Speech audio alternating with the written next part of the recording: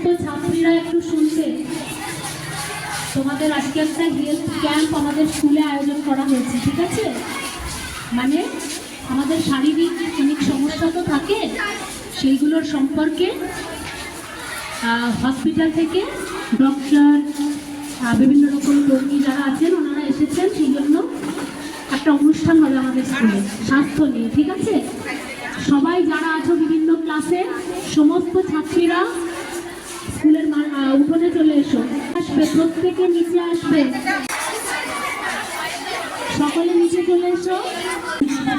অনেক কিছু মনে হয় যে এরকম কেন হচ্ছে, হয়তো এরকম নাকি আমাদের মনের ভিতরে কিছু হয়, আমাদের শরীরের ক্ষেত্রে অনেক রকম কিছু হয়, সেগুলো আমরা ঠিক বুঝে উঠতে পারি না, তো ছোট আমরা ঠিক সব কিছু বুঝে উঠতে পারি না, তাই তো?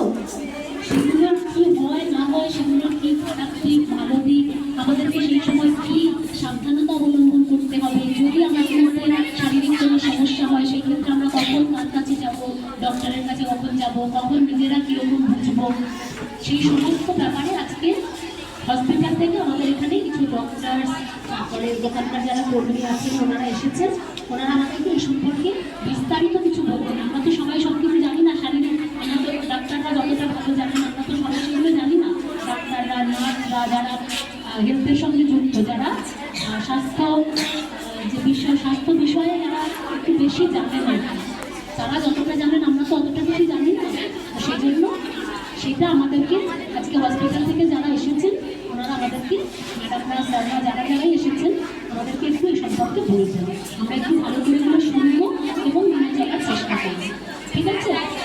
অ্যাওয়ারনেস ক্যাম্পটা এটা হচ্ছে 10 থেকে 19 যে অ্যাডোলেশন এজ গ্রুপ, হ্যাঁ, এই যে বয়ঃসন্ধিকালীন সময় বলা হয় 10 থেকে 19, এই এজ গ্রুপটাকে বলা হয় অ্যাডোলেশন এজ বা বয়ঃসন্ধিকালীন সময়।